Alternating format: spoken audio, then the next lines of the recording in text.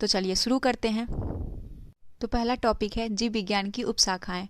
तो जंतु विज्ञान अध्ययन करता है जीवित व मृत जानवरों का। फिर है सुमेलन है पक्षी के अध्ययन को ऑर्निथोलॉजी कहते हैं। वंशागति के अध्ययन को जेनेटिक्स कहते हैं। पर्यावरण के अध्ययन को इकोलॉजी कहते हैं और जीवाश्म के अध्ययन को पैलियोबायोलॉजी कहते हैं और फूलों के अध्ययन को एंथोलॉजी कहा जाता है। कीटों के वैज्ञानिक अध्ययन को कहते हैं एंटोमोलॉजी। विश्व को जनसंख्या एवं मानव जाति समुदाय में महत्वपूर्ण आंकड़ों के अध्ययन से संबंधित जानकीय है। विभिन्न संस्कृति के वैज्ञानिक विवरण की तुलनात्मक अध्ययन को कहते हैं एथनोलॉजी। जैविक जगत में होने वाले कार्य गुण पद्धति के अध्ययन को, इस ज्ञान को मशीनी जगत में उपयोग करने को कहते हैं बायोनिक्स। पैलियो वनस्पति के अंतर्गत अध्ययन करते हैं पादप जीवाश्म का। रेशम कीट का पालन सेरीकल्चर कहलाता है। अध्ययन को क्या कहते हैं? इथेनोलॉजी। विभिन्न सांस्कृतिक के वैज्ञानिक विवरण के तुलनात्मक अध्ययन को इथेनोलॉजी कहते हैं। जैविक जगत में होने वाले कार्य गुण पद्धति के अध्ययन को बायोनिक्स कहते हैं। उसके बाद है जैविक जगत में होने वाले कार्य गुण पद्धति के अध्ययन के इस ज्ञान को मशीनी जगत में उपयोग करने को कहते हैं बायोनिक्स। उसके बाद है पोलियो वनस्पति के अंतर्गत अध्ययन किया जाता है। तो पैलियो वनस्पति के अध्ययन किया जाता है फॉसिल्स प्लांट यानी पादप जीवाश्म का अध्ययन किया जाता है पैलियो वनस्पति के अंदर। अगला है कि रेशम कीट पालन को कहते हैं। तो रेशम कीट पालन के अध्ययन को सेरीकल्चर कहते हैं और मधुमक्खी पालन को क्या कहते हैं? एपीकल्चर कहते हैं। तो रेशम कीट सेरीकल्चर, मधुमक्खी पालन एपीकल्चर। उसके बाद है फूलों की खेती फ्लोरिकल्चर कहलाता है। फसलों की खेती एग्रोनॉमी, सब्जियों का अध्ययन ओलेरीकल्चर, फलों की खेती पोमोलॉजी कहलाता है और मछलियों का पालन पीसीकल्चर होता है और बागवानी चाहे वो फूल का हो, सब्जी का हो, फल का हो या किसी चीज़ का कृषि हो उसे हार्टिकल्चर कहते हैं। तो बागवानी से संबंधित हार्टिकल्चर हो गया। अब है सब्जियों के लिए काम आने वाले पौधे के अध्ययन को ओलेरीकल्चर कहते हैं। सब्जी के लिए काम आने वाले पौधे के अध्ययन को ओलेरीकल्चर कहते हैं। अब है सही सुमेलित है लेक्सिकोग्राफी शब्दकोश का संकलन संयोजन। फिलोलॉजी भाषा की संरचना एवं विकास तथा इतिहास के अध्ययन को कहते हैं फिलोलॉजी। आइकोनोग्राफी प्रतिमाओं या चित्रकला के अध्ययन को क्या कहते हैं? आइकोनोग्राफी। उसके बाद है विटीकल्चर द्वारा उत्पादित होता है अंगूर।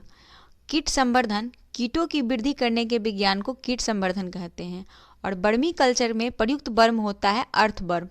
ठीक है, अर्थवर्म कहें तो केचुआ।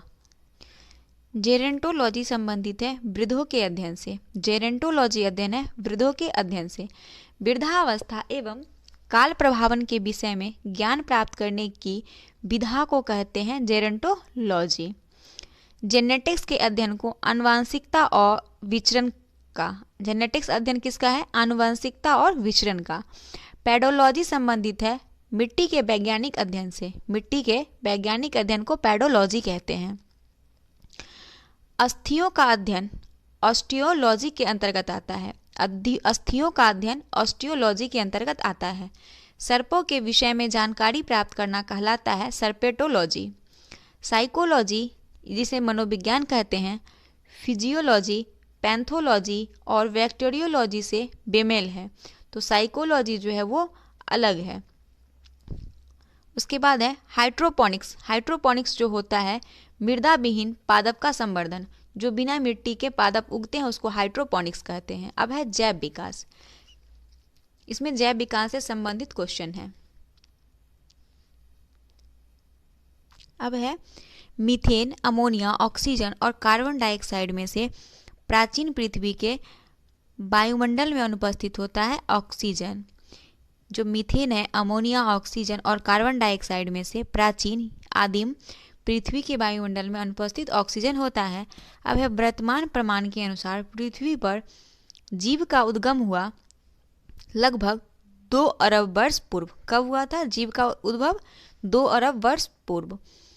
उसके बाद है नील हरित शैवाल, कवक, अमीबा, युग्लिना में से पृथ्वी पर सबसे पुराना जीव कौन है? नील हरित शैवाल जो है सबसे पुराना जीव है। डार्विन द्वारा प्रस्तुत प्राकृतिक वर्णवाद आधारित है over production, struggle for existence and variations तथा सर्वाइवल ऑफ द फिटेस्ट पर। डार्विन द्वारा जो प्राकृतिक वर्णवाद का आधारित है वो किस पर? Over production, struggle for existence and variances the survival of the fittest for पर संबंधित है। उसके बाद है विकासवाद का सिद्धांत प्रतिपादित किया था। तो चार्ल्स डार्विन ने विकासवाद का सिद्धांत दिया था। पुस्तक the origin of species Darwin द्वारा लिखा गया है। जीव विकास को सर्वप्रथम समझा लैमार्क ने। जीव विकास इवोल्यूशन को सर्वप्रथम किसने समझा था? लैमार्क ने। विकास के उत्परिवर्तन सिद्धांत का प्रतिपादन किया था हुगो डी ब्रीज ने। विकास के उत्परिवर्तन सिद्धांत का प्रतिपादन किसने किया था? हुगो डी ब्रीज ने। अब सही सुमेलित है तो विकास का सिद्धांत जो दिया था वो डार्विन। एक जीन एक एंजाइम की परिकल्पना वीडल और टैटम का है। ओपेरॉन अवधारणा जैकब और मोनेड का है। अब है विकास का मुख्य कारक प्राकृतिक वरण है। विकास का मुख्य कारक क्या है? प्राकृतिक वरण। अगला है जैव विकास के संदर्भ में सांपों में अंगों का लोप होने को स्पष्ट किया जाता है। तो अंगों का उपयोग तथा अनुपयोग किए जाने से जैव विकास के संदर्भ में सांपों के अंगों का लोप होने को स्पष्ट किया जाता है अंगों का उपयोग तथा अनुपयोग किए जाने से। भारत की विशाल वन्य बिल्लियों में से वह जिसके बारे में कहा जाता है कि वह हाल ही में विलुप्त हो गया तो वो चीता है। अधिक मनुष्य के हाल का पूर्वज क्रो-मैग्नॉन मानुष है। आधुनिक मनुष्य के हाल का पूर्वज कौन था? क्रो-मैग्नन मानुष था। आधुनिक यहाँ पे लिखा है, मिस्टेक से आधुनिक अधिक बोला गया। आधुनिक मनुष्य के हाल का पूर्वज क्रो-मैग्नॉन मानुष है। उसके बाद है शब्द डेनिशोवन कभी कभी समाचार माध्यमों में आता है। वह जो है एक आदि मानव जाति स्पेसीज है। कैसा है? आदि मानव है डेनिशोवन।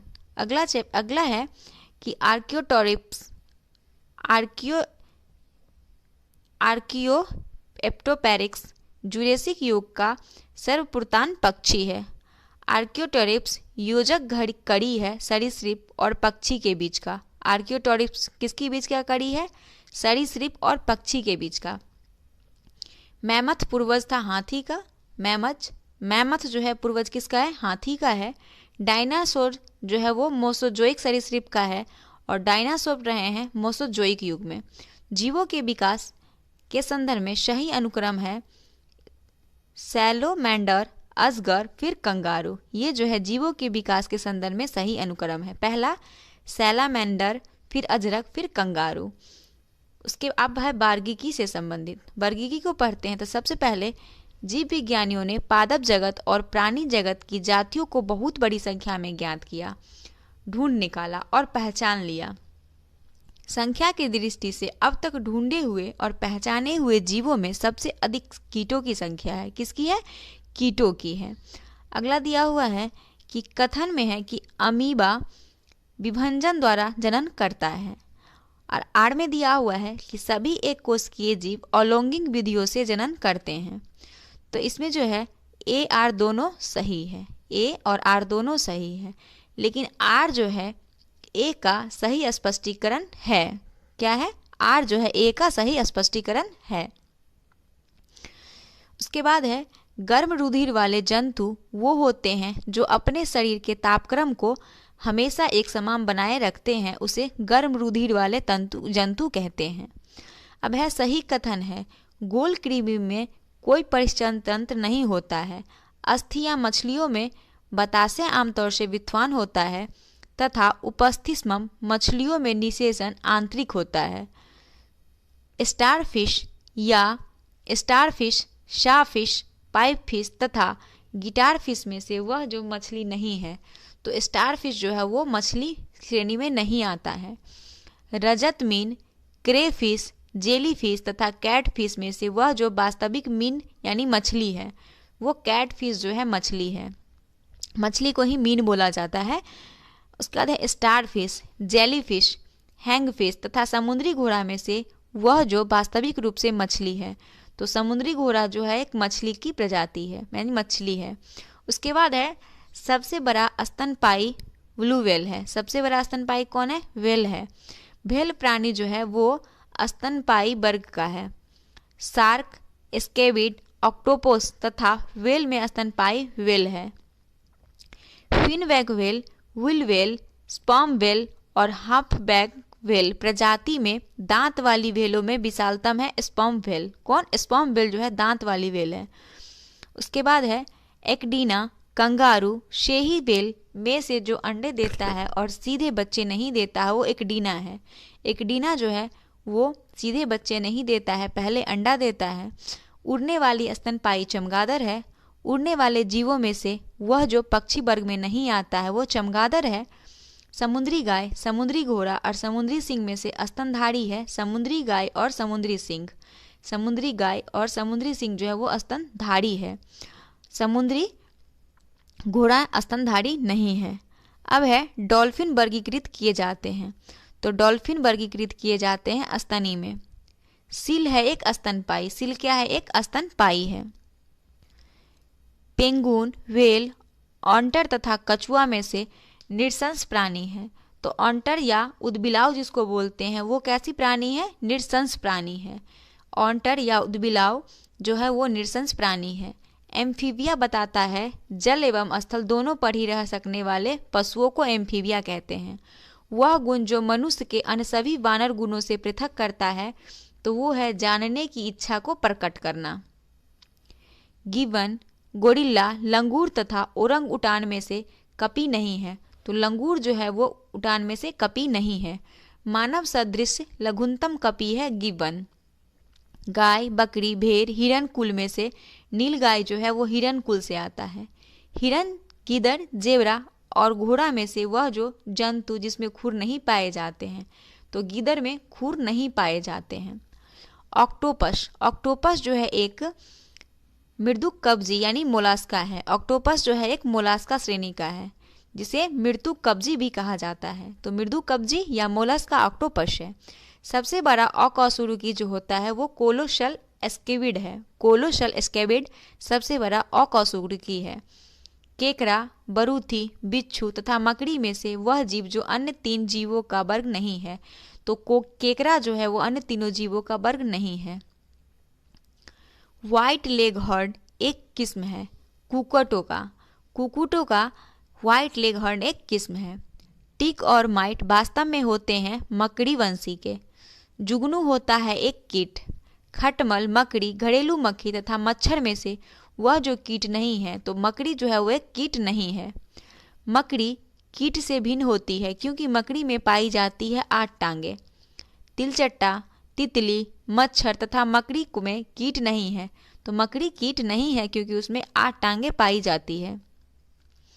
छिपकली, तिलचट्टा, घरेलू खटमल, मच्छर में से वह जीव जो सफ़ेद रक्त देता है। तो वो तिलचट्टा जो है उसका रक्त कैसा होता है? सफ़ेद होता है। सभी चींटियां काटती है तो वो अंतक्षेपित करती है फॉर्मिक अम्ल। मकड़ियों द्वारा उत्पादित रेशम कहलाता है गास्मी रेशम। मकड़ियों द्वारा जो उत्पन्न किया जाता है रेशम उसको क्या कहते हैं? गौशमी रेशम। अब है सही कथन है। तो सबसे पहले कथन देखना है। कथन क्या क्या है? फीता कृमि उभयलिंगी है। गोल कृमि के अलग अलग लिंग होते हैं। फलेरिया सूत्रकृमि से होता है। गिनी कृमि सूत्रकृमि है। ये चारों स्टेटमेंट क्या है? सही दिया हुआ है क्योंकि ऑलरेडी यहाँ पे कह रहा है कि सही कथन ये चारों हैं। उसके बाद है वह ग्रुप जिसके जंतु प्रायः रात्रिचर होते हैं। तो मच्छर, चमगादड़ और उल्लू जो है वो रात्रिचर होते हैं। मच्छर भी रात में दिखता है, चमगादड़ भी और उल्लू भी। मच्छरों के बारे में निम्नलिखित कथनों पर विचार कीजिए। तो देखते हैं सबसे पहले, मच्छर केवल नर रक्त चूसते हैं, ये गलत है। मच्छर केवल मादा रक्त चूसती है, ये सही है। ये गलत है। मादा पौधे का रस चूसती है, ये भी गलत है। मादा की अपेक्षा नर के टैने बड़े होते हैं, ये भी गलत है। नर की अपेक्षा मादा के टैने बड़े होते हैं, तो ये भी सही है। तो केवल 2 और 5 ही इसमें सही है, बाकी सब गलत है। अब है मूलांक, ऊंट, जेब्रा तथा यूरोमैटिक्स में से वह प्राणी जो अपनी आंख में जल का संग्रह कर लेता है, वो ऊंट है। ऊंट क्या करता है? अपनी आंख में जल का संग्रह कर लेता है। अब है जिराफ, ऊंट, कंगारू तथा कंगारू चूहा में से वह जो बिना पानी पिए सबसे लंबी अवधि तक रह सकता है, वो कंगारू चूहा। चूहा को कभी आज तक पानी पीते हुए देखे हो आप लोग? कमेंट बॉक्स में बताना। उसके बाद कंगारू चूहा, जिराफ, गिलहरी तथा कौवा में से वह जो ठोस मूत्र उत्सर्जित करता है, तो कंगारू और चूहा जो है वो ठोस मूत्र उत्सर्जित करता है। सर्पों के विषय ग्रंथियों की समांग है कशेरुकी प्राणी की लार ग्रंथियों के। सर्पों का जो विषय ग्रंथियां की समांग होती है वो कशेरुकी प्राणियों की लार ग्रंथियों की होती है। सांप के जहरीले विष दंत होते हैं जो रूपांतरित रूप में जाम्भिका या फिर जिसको कहते हैं मैक्सलरी दंत कहते हैं, जाम्भिका दंत या मैक्सलरी दंत कहते हैं। चट्टान पर उगने वाले पादप को शैलोविद कहते हैं। पैसन फ्लावर पादप घटपर्णी, रात की रानी तथा फ्लेम ऑफ द फॉरेस्ट में से कीट पहाड़ी पादप है, तो घटपर्णी जो है वो कीट पहाड़ी पादप है। घटपर्णी के स्तंभ, पत्ता, अनुपर्ण तथा पर्णवृत्त भागों में से वह जो घट में रूपांतरित होता है, तो पत्ता जो होता है वो घट में रूपांतरित होता है। अब है सुमेलित है, तो सुमेलित जो है वो कैसिन दूध प्रोटीन से संबंधित है। एलोवेरा अमृत बीजी है।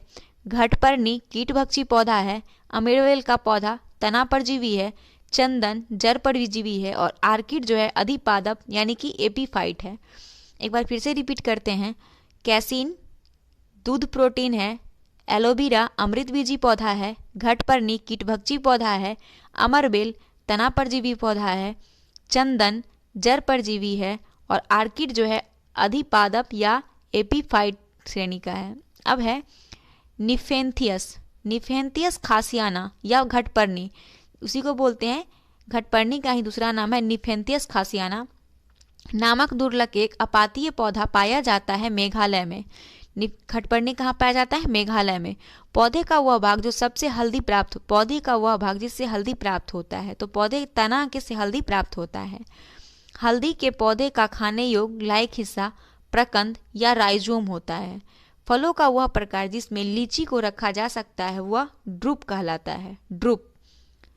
अब है यदि किसी उभयलिंगी पुष्प में पुमंग और जायांग अलग अलग समय पर परिपक्व होते हैं तो इस तत्व को भिन्न कालपक्वता कहते हैं। आलू, शकरकंद, वांडा और जिमीकंद अधोभूमि उत्पादित सब्जियों में से रूपांतरित जड़ है शकरकंद। गन्ना, अदरक, आलू, शकरकंद में से जिसका संग्रह अंग तना नहीं है वो शकरकंद है। शकरकंद कैसा है? तना नहीं है, ये जड़ है। सलजम, अदरक, गाजर शकरकंद में से वह जो तना है, तो अदरक एक तना है। अदरक तना है, जड़ नहीं, क्योंकि इसमें नोट और इंटरनोट दोनों होते हैं। सरसों, गेहूं, धान, मक्का में से वह फसल जिसकी रुपाई की जाती है वो धान है। धान की रुपाई की जाती है, बाकी सरसों, गेहूं और मक्का की बुआई की जाती है। सुमेलन है, तो सुमेलन में प्रकंद, अदरक प्रकंद है। स्तंभ कंद आलू आता है। सलक कंद में लहसुन है और घन कंद में जिमी कंद सूरन है। तो प्रकंद अदरक प्राणी अदरक में आता है। स्तंभ कंद आलू है। शलक कंद लहसुन और घन कंद जिमी कंद सूरन। आगे देखते हैं। गाजर, शकरकंद, नारियल तथा आलू में रूपांतरित स्तंभ आलू है। आलू एक कंद यानी ट्यूबर है। जैव उर्वरक प्रबाल मूल, लाइकेन और कवक मूल में से वह जो कवकों के उच्चतर पादपों की जड़ों के बीच उपयोगी प्राकृत सहचार है वो कवक मूल यानी कि माइक्रोराइजा है। कवक मूल को इंग्लिश में ही माइक्रोराइजा कहते हैं। माइक्रोराइजा एक सहसहजीवी संबंध है कवक और पौधे के मध्य। फलीदार पादपों में जड़ों में उपस्थित गांठों में पाए जाने वाले नत्रजन स्त्रीकरण जीवाणु है सहजीवी। मटर का पौधा शाक है। तना काट आमतौर से प्रयोग किया जाता है गन्ना प्रवर्धन के लिए। तना काट किसके लिए प्रयोग किया जाता है? गन्ना प्रबंधन के लिए। जीरा, लौंग, काली मिर्च, हल्दी में से जो पुष्पकलिका से होता है वो लौंग जो है वो पुष्पकलिका से होता है। लौंग प्राप्त होता है शुष्क पुष्पकली से। अब है सुमेलित है अदरक, राइजोम, केसर, पुष्प की वार्तिका या बतिकाग्र, अफीम, अधपका फल, डूडी जिसको बोलते हैं, और शन जो है वो तना है। केसर होता है सूखा मिश्रण, फूल के बीच बनाने वाले भागों को केसर कहते हैं। आप लोग फ्लावर जब देखते हो तो फ्लावर कोई फ्लावर में डंटे ऐसे निकला होता है लंबा सा, तो उसी को बोलते हैं केसर। उसके बाद है सुमेलित है तो अदरक प्रकंद है, प्याज मासल पर्ण है, आलू रूपांतरित तना है क्योंकि इसका डाल लगाया जाता है, वो इसका आलू रोया जाता है इसमें। उसके बाद है नारियल। नारियल कैसा है? भ्रूणकोश। नारियल भ्रूणकोश खाने योग्य भाग है। तना, बीज, जड़, फल में आलू का खाने योग्य भाग तना होता है। आलू का खाने योग्य भाग कौन सा है? तना है। आलू, मूली, भिंडी शकरकंद में से एक फल है, तो वो भिंडी क्या है? एक फल है। ये क्वेश्चन पूछा गया एग्जाम में, मुझे याद है शायद बीपीएससी के ये बिहार एसआई के मेंस में ये क्वेश्चन पूछा गया है। भिंडी क्या है? फल है।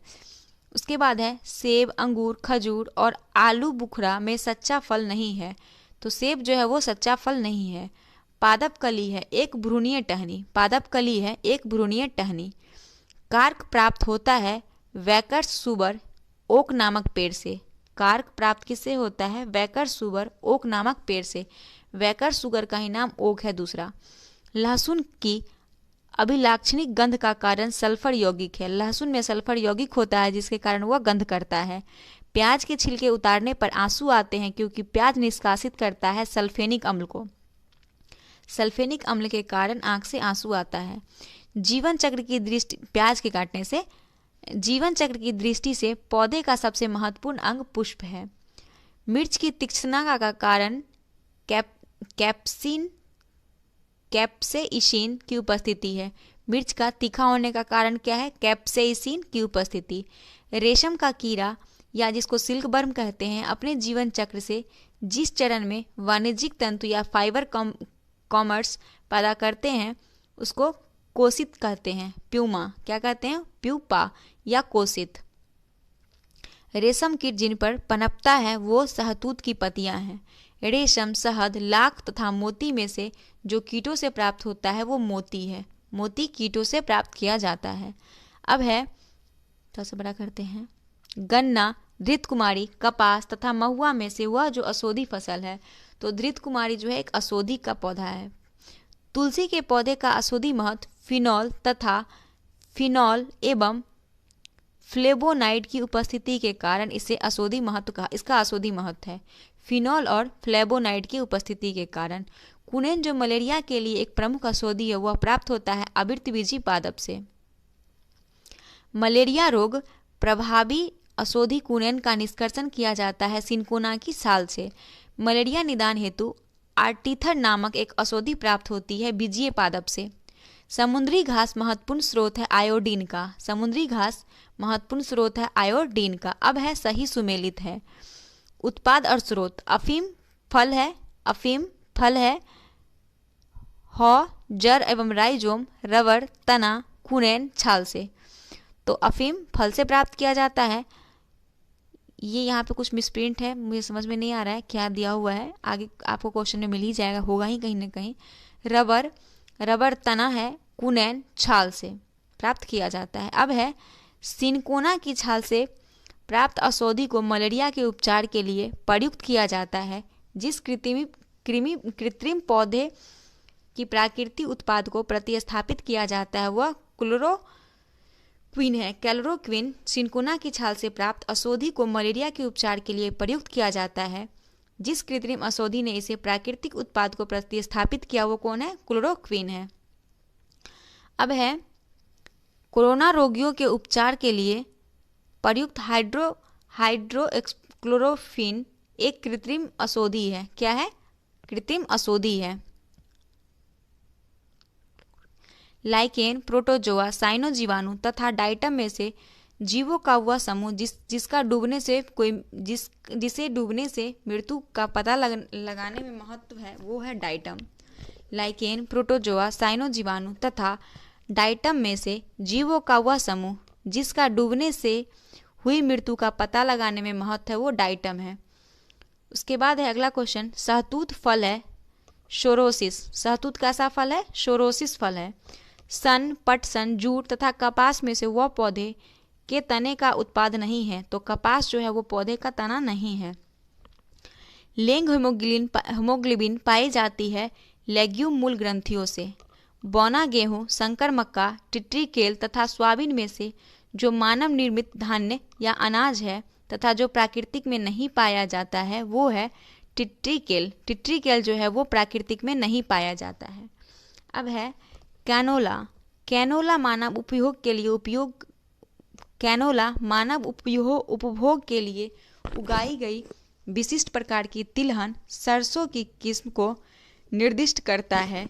इन किस्मों का मुख्य विशेषता यह है कि इनके तेल इरुस्किक अम्ल की बहुत अल्प मात्रा होती है। कैनोला मानव उपयोग के लिए उगाई गई विशिष्ट प्रकार की तिलहन सरसों की किस्में को निर्दिष्ट करता है। इन किस्मों की मुख्य विशेषता है कि इनके तेल जो हैं वो इरुस्क अम्ल की बहुत अल्प मात्रा में होती है। सूक्ष्म जीवाणु बैक्टीरिया का देखा जा सकता है कंपाउंड खुर्दबीन द्वारा। उसके बाद है स्पॉन्जी टिश्यू यानी स्पॉन्जी उत्तक एक ऐसी गंभीर समस्या है जिसके कारण आम की जिस प्रजाति का निर्यात कुप्रभावित हो रहा है वो है अल्फांसो। अल्फांसो जो आम की प्रजाति है वो कुप्रभावित हो रहा है। कथन दिया है कि कुछ जीवाणु अपना भोजन संश्लेषित कर सकते हैं और कारण दिया है कि इन जीवाणुओं में हरा पदार्थ जो हरित लवक कहलाता है पाया जाता है। तो कुछ जीवाणु जो है वो अपना भोजन प्राप्त कर सकते हैं, लेकिन आर जो है वो गलत है। इन जीवाणुओं में हरा पदार्थ को हरित लवक कहा जाता है, ये गलत स्टेटमेंट है, सिर्फ ए सही है। अगला देखते हैं, ये जीवित व मृत की सीमा रेखा पर होते हैं। ये वनस्पति व जानवर की सीमा रेखा पर होते हैं। ये फूल देने वाली व फूल न देने वाली वनस्पति की सीमा रेखा पर होते हैं। तो सूक्ष्म जीवाणु के बारे में उपयुक्त कथनों में से कौन सा सत्य है? तो यह जो है उपयुक्त में से कोई नहीं, ये कोई भी कथन सही नहीं है। उसके बाद है कथन में दिया है कि मरुस्थलीय पौधे के जड़ तंत्र काफ़ी लंबे होते हैं, तो सही है, मरुस्थलीय पौधे का जड़ काफ़ी लंबा होता है। उसके बाद कारण दिया है कि मृदा का उच्च तापमान जड़ विकास को प्रोत्साहित करता है, तो आर जो है वो गलत है। क्या है? आर है गलत।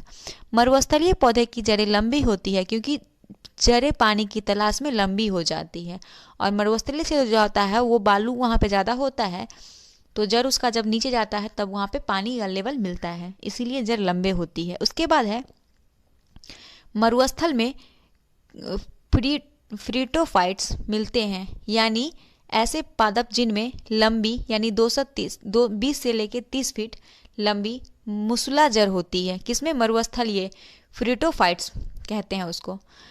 शुष्क जलवायु के भली भांति अनुकूलित पेड़ पौधे को कहते हैं मरुविद। मरुभूमि के पादप अधिकतर होते हैं मांसल। उसके बाद है पौधे जो नमक युक्त मिट्टी में उगते हैं वो कहते हैं हेलोफाइट्स। निम्नलिखित कथनों पर विचार कीजिए। जेली रुदन का कारण अम्ल अधिकता है, सही है, जेली रुदन का कारण अम्ल की अधिकता है। उसके बाद गन्ने के सर्वाधिक अनुकूल जैव उर्वरक राइबोजियम है, ये गलत है।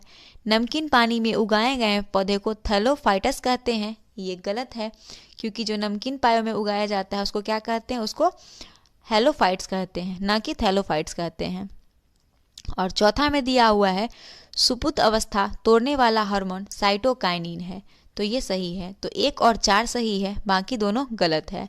अब है एपीफाइट्स वो पौधे होते हैं जो अन्य पौधे पर निर्भर होता है यांत्रिकी अवलंब के लिए। एपीफाइट्स यांत्रिकी अवलंब के लिए अन्य पौधे पर निर्भर होते हैं। जल की अधिकतम मात्रा जिसकी पौधों को आवश्यकता होती है वह उसे अवशोषण करते हैं जड़ों के बालों से। जल की अधिकतम मात्रा जिसकी पौधों की आवश्यकता होती है वो अवशोषण करते हैं जड़ों के बालों से। हाइड्रोफाइट कहते हैं एक जलीय पौधे को। पौधे द्वारा ली गई विकिरण ऊर्जा का परिणाम जल का प्रकाशीय अपघटन होता है। अगला है सुमेलित। स्पॉन्जीवी जो होता है वो उत्पादक होता है, परोपजीवी उपभोक्ता, मृतोपजीवी विभंधक और तृणभक्षी प्राथमिक उपयोगिता को तृणभक्षी कहते हैं। अगला है प्रथम पोषक स्तर के अंतर्गत आते हैं हरित पौधे। प्रथम पोषक स्तर के अंतर्गत कौन आते हैं? हरित पौधे आते हैं। अब है आर्कियोबैक्टीरियो की एक समूह को उत्पादन के लिए उपयोग में लाया जाता है मीथेन के लिए। किसके लिए? मीथेन के लिए। अधिकांश कीट शोषण करते हैं वातक तंत्र द्वारा। अधिकांश कीट जो होते हैं वो शोषण करते हैं वातक तंत्र द्वारा। जमी हुई झील के अंदर मछली जीवित रह सकती है क्योंकि तलों के निकट पानी नहीं जमता है। जल से बाहर निकाल ली जाने पर मछलियां मर जाती हैं क्योंकि वो श्वास नहीं ले पाती हैं। मछलियों में सामान्यतः श्वसन गलफारों द्वारा होता है। सेब के फल में लाली का कारण एंथोसाइनिन है। टमाटर का रंग लाइकोपीनिन के कारण लाल होता है। पपीते का पीला रंग कैरिका जैंथिन के कारण होता है। कैरिका जैंथिन के कारण पपीते का रंग पीला होता है। हाल ही में हमारे वैज्ञानिक ने केले के पौधे की एक नई और भिन्न जाति की खोज की है जिसकी ऊंचाई लगभग 11 मीटर तक जाती है और उसके फल का गुद्दा नारंगी रंग का है। यह भारत के जिस भाग में खोजी गई है वो अंडमान द्वीप है। केला का एक प्रजाति कहाँ खोजा गया है? अंडमान द्वीप में, जिसकी ऊंचाई 11 फीट तक जाती है और इसका गुद्दा जो है वो नारंगी रंग का है। अगला है जीवित प्राणियों का वह समूह जो एक स्पीशीज से संबंधित है वो चीनी, अमेरिका, भारतीय तथा काले अफ्रीकी हैं। खमीर का उदाहरण कवक है। ईस्ट और मशरूम है फफूंदी या कवक। रसेदार सब्जी में प्रयोग होने वाला मशरूम कवक है। कपास का प्रमुख घटक सेलुलोज है। लाइकेन मिश्रित जीव हैं जो बने होते हैं कवक और शैवाल से। शैवाल और कवक के मिलने से लाइकेन बनता है जिसे म्यूटियोलिज्म कहते हैं। लाइकेन जो एक नग्न चट्टान पर भी पारिस्थितिकी अनुक्रम को प्रारंभ करने में सक्षम है, वास्तव में सहजीवी सहचर है शैवाल और कवक के लिए।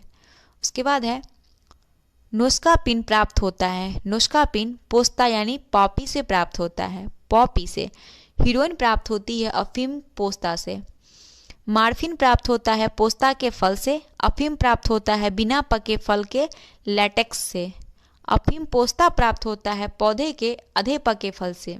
अफीम पोस्ता पौधे के आधे पके फल से होता है और अफीम का मुख्य अवयव जो है वो मार्फिन है। क्या है? मार्फिन। अफीम किस श्रेणी की दवा के अंतर्गत आता है? तो वो जो है अवसादकारी है। अफीम जो है अवसादकारी है। अफीम का वास्तविक नाम पेपेबर सोमनीफेरम है। पेपेबर सोमनीफेरम अफीम का वास्तविक नाम है। अब है हमारा सेल से यानी कोशिका से पढ़ेंगे। बहुत ही इंपॉर्टेंट चैप्टर है।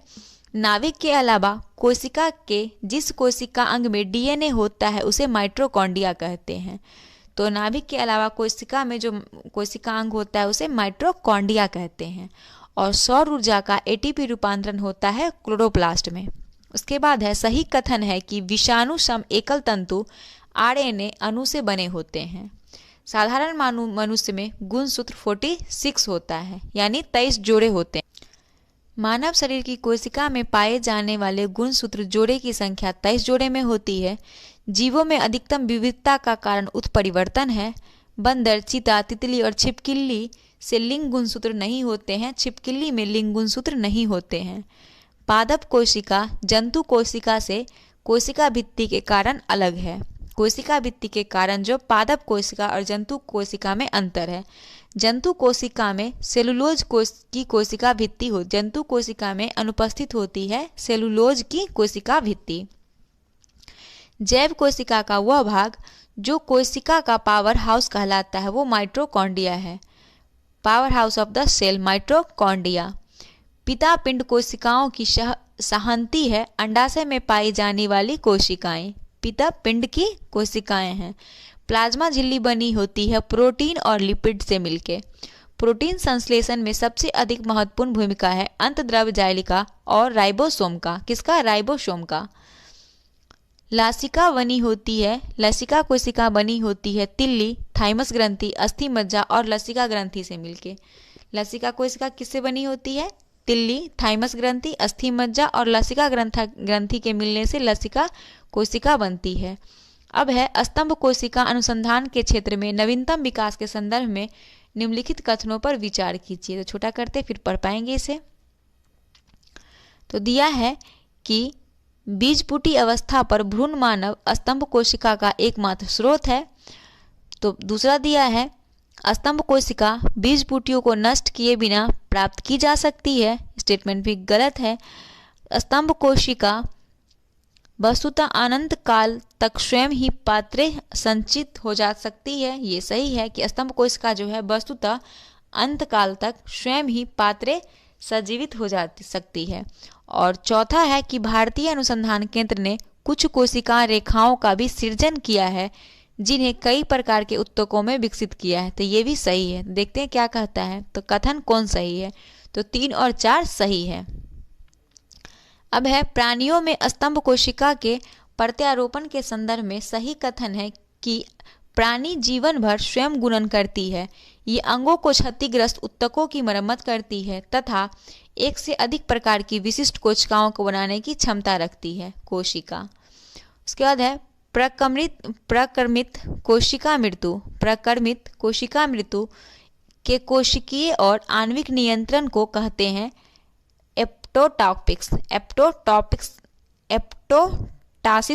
एप्टोटासिस कहते हैं। प्रक्रमित कोशिका मृत्यु के कोशिकीय और अनाभिक नियंत्रण कंट्रोल को एपाटोटिक्स कहते हैं।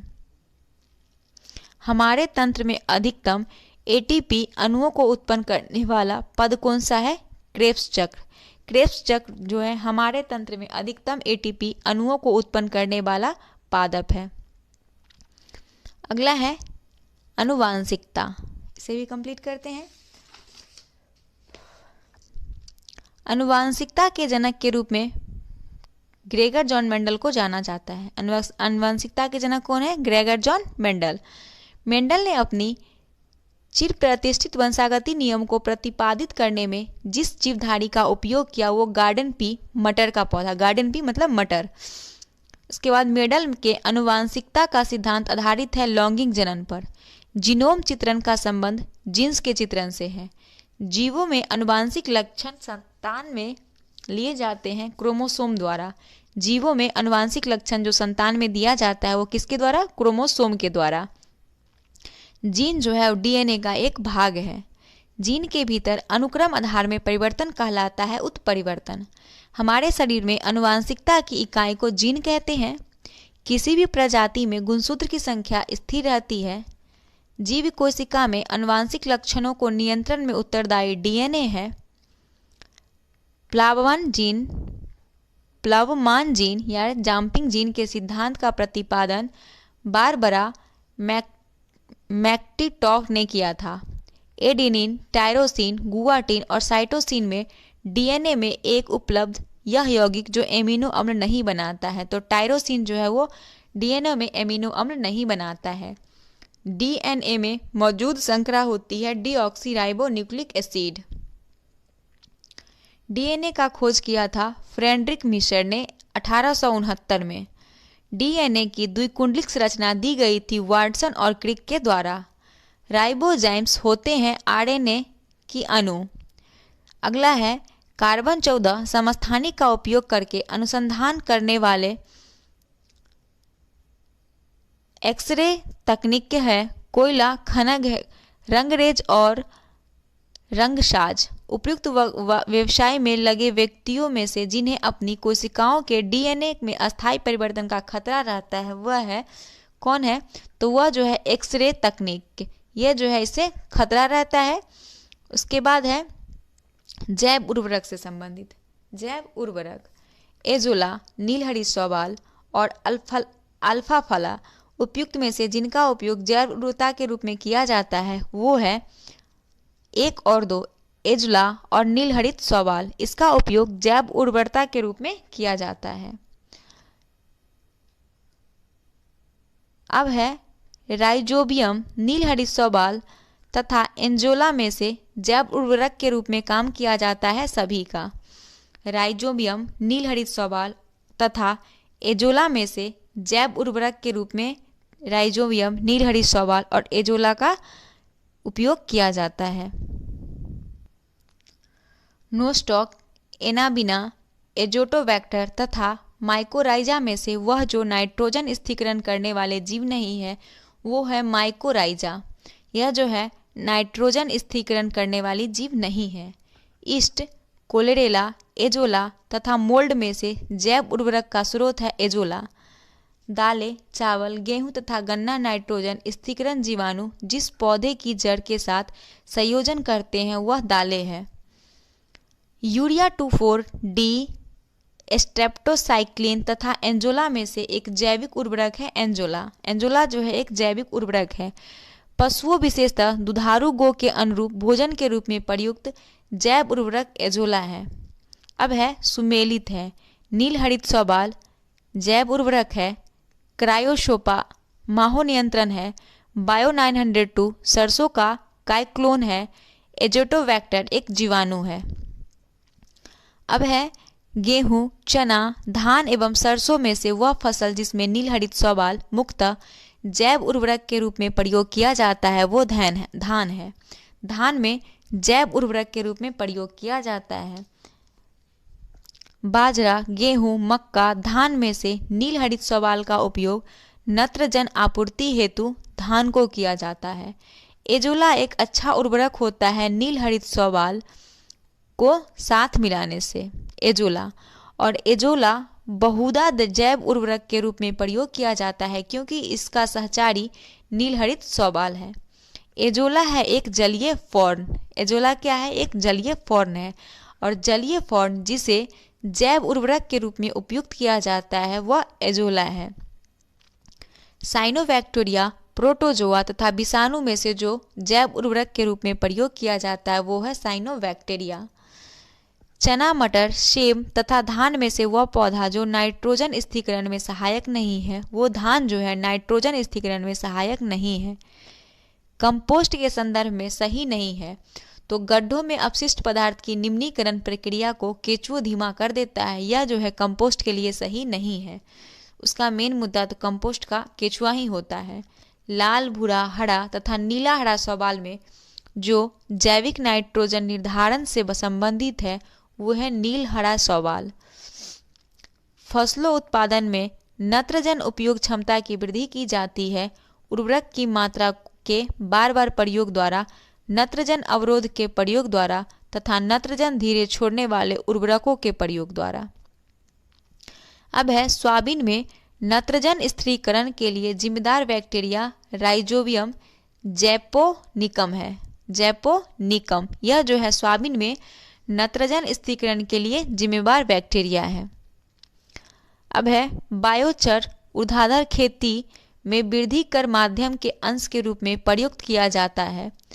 जब बायोचार वृद्धिकारी माध्यम के अंश के रूप में प्रयुक्त किया जाता है तो वह नाइट्रोजन यौगिकर सूक्ष्म जीवों की वृद्धि को बढ़ा देता है।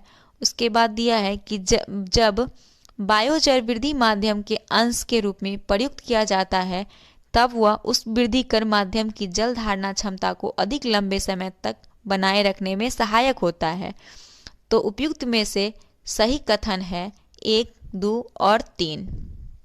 अब है 2,4-D है तो 2,4-D एक खरपतवार नाशी है। क्या है? 2,4-D खरपतवार नाशी है।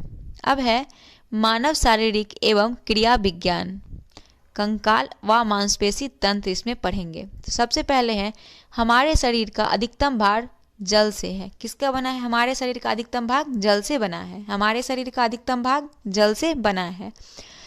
एक वयस्क मानव के शरीर में जल का प्रतिशत लगभग 60 से लेकर 70% तक होता है। मानव शरीर में जिस तत्व का प्रतिशत सबसे अधिक होता है वो ऑक्सीजन है। मानव के शरीर में ऑक्सीजन का प्रतिशत सबसे अधिक होता है। उसके बाद है लौह, सोडियम, ऑक्सीजन एवं आयोडीन में से जो मानव शरीर में सर्वाधिक प्रचुरता मात्रा में पाए जाने वाला तत्व है वो ऑक्सीजन है। लोहा, सोडियम, फास्फोरस, कैल्शियम में से जो मानव शरीर में अधिकतम मात्रा में पाए जाने वाला तत्व है वो कैल्शियम है। उसके बाद है वयस्क मानव में वृद्धि 206 अस्थियाँ। वयस्क मानव में होती है 206 अस्थियाँ। मानव कंकाल में अब तक ज्ञात हड्डी की संख्या 206 है। 20 वर्ष की आयु पर मानव शरीर में हड्डियों की संख्या लगभग 206 हो जाती है। मानव शरीर की सबसे छोटी हड्डी स्टेपिज है और लघुत्तम हड्डी पाई जाती है कान में। मनुष्य की खोपड़ी में 28 अस्थियां होती है, जिसे हाइयोइड सहित 29 अस्थियां हो जाती है। हाइयोइड सहित 29 अस्थियां हैं।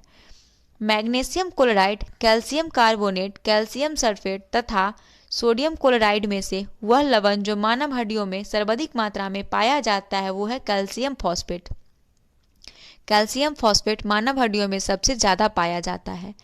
मनुष्य के शरीर में पसलियाँ के जोड़े 12 होते हैं। मनुष्य के शरीर में पैर की हड्डी खोखली होती है। शल्यक्रिया में आर्थ्रोप्लास्टी है, वो कूल्हे के जोड़े का प्रतिस्थापन है। शल्यक्रिया में आर्थ्रोप्लास्टी कूल्हे के जोड़ों का प्रतिस्थापन है। कशेरुकी रज्जु स्पाइनल कार्ड से निकलती है 31 जोड़ियां तंत्रिका तंत्र। जोड़ियां तंत्रिकाएं। एक स्वस्थ मनुष्य एक दिन में करता है 1.5 लीटर पेशाब, यानी 1.5 लीटर पेशाब स्वस्थ मनुष्य एक दिन में करता है। प्रत्यस्थ यानी इलास्टिक्स ऊतक जो हड्डियों को एक साथ पकड़े रहता है उन्हें स्नायु कहते हैं या लिगामेंट इंग्लिश में कहते हैं, स्नायु या लिगामेंट। दांतों पर जमी परतें बनी रहती है भोजन के कण, थूक, मुख अम्ल और बैक्टीरिया से।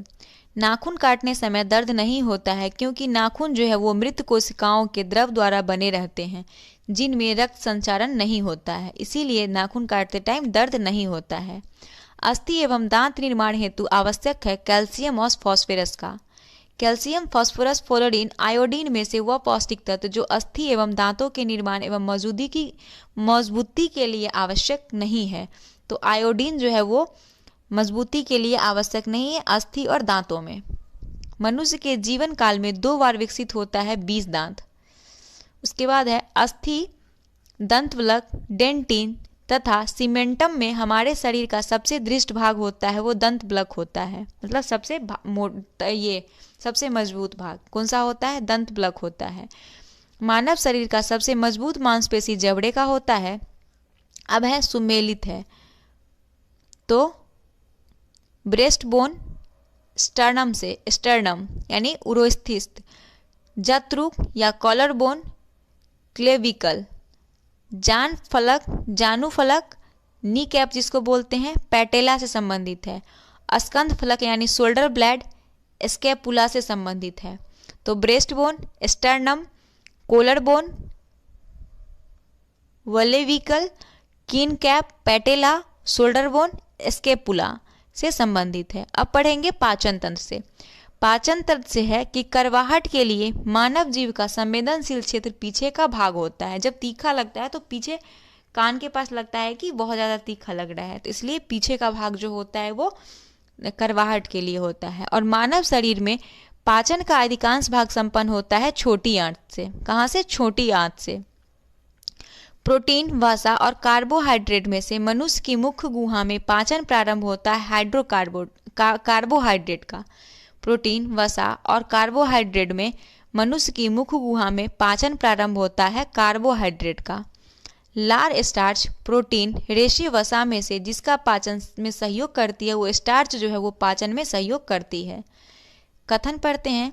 कथन ए में दिया है कि मानव शरीर में यकृत वसा के पाचन में महत्वपूर्ण भूमिका निभाता है, तो ये ए सही है। यकृत 2 महत्वपूर्ण वसापाचक एंजाइम उत्पन्न करता है, तो ये आर जो है वो गलत है, सिर्फ ए सही है। मनुष्य की मुख्य गुहा निम्न में से किसका पाचन प्रारंभ करता है? तो कार्बोहाइड्रेट का। एंजाइम एक बायो उत्प्रेरक है। एंजाइम मूलतः प्रोटीन है। जाइमेज, इनवर्टेज, माल्टेज तथा डायस्टेज में से वह एंजाइम जो ग्लूकोज को इथेनॉल में परिवर्तन करने हेतु प्रेरित होता है वो जाइमेज है। उसके बाद है जैविक सिस्टम में रासायनिक क्रिया की प्रक्रिया को तेज करने उत्तरदायी पदार्थ एंजाइम है। लाइपेज, यूरिया, श्लेष्मा हाइड्रोक्लोरिक अम्ल में जिसकी उत्पत्ति लीवर में होती है वो यूरिया है। अगला है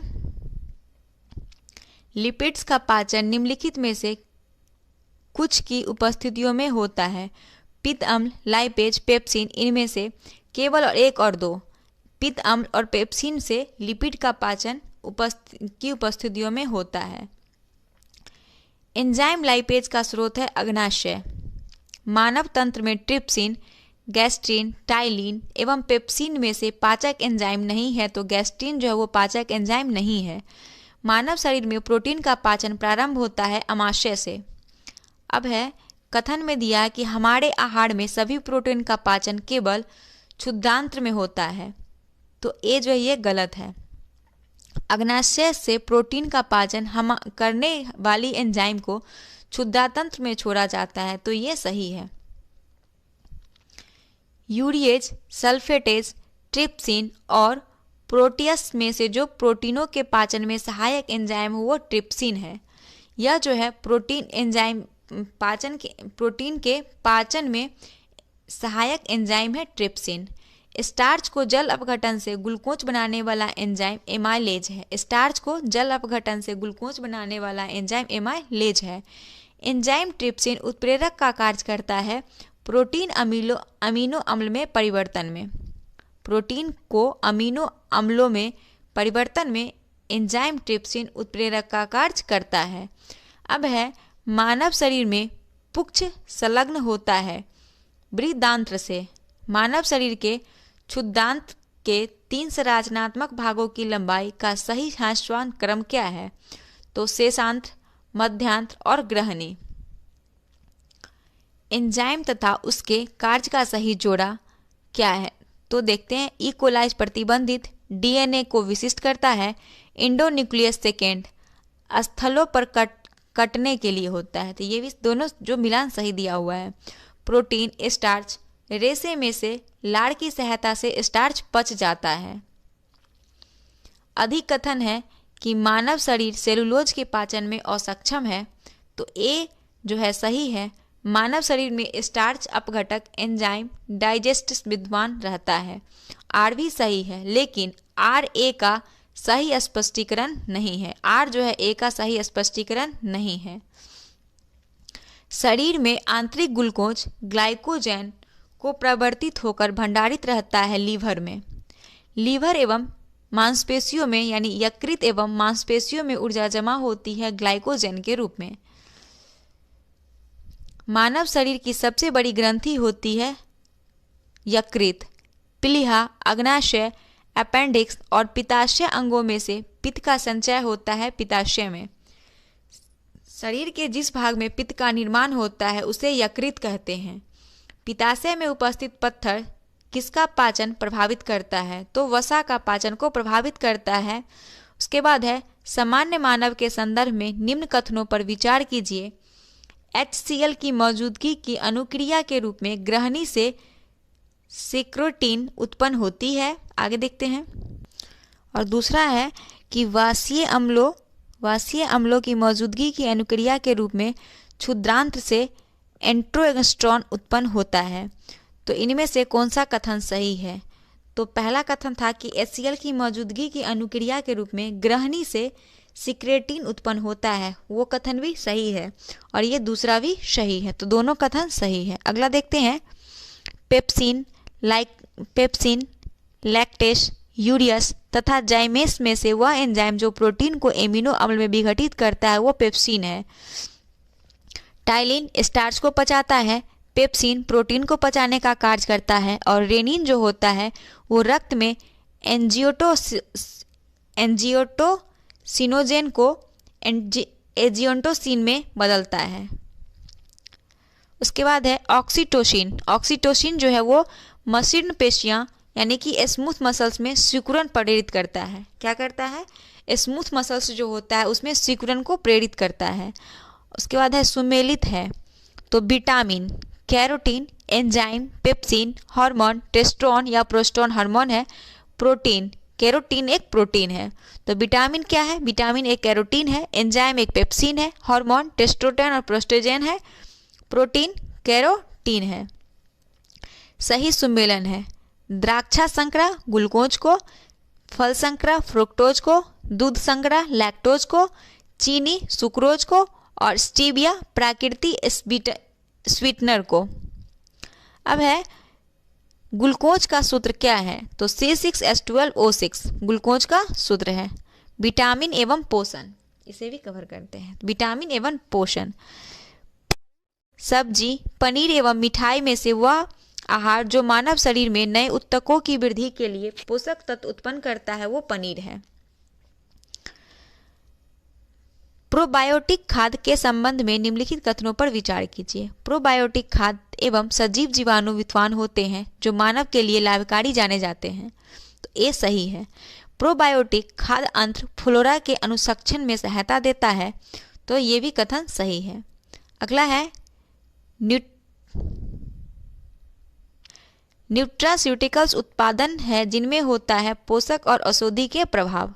न्यूट्रास्यूटिकल्स जो है उत्पाद है पोषक और औषधि प्रभाव से। फंक ने आविष्कार किया था विटामिन का। विटामिन ए का खोज मैकुलम ने किया था, विटामिन बी का खोज ककुलम ने किया था और विटामिन सी का जेम्स लीड ने किया था।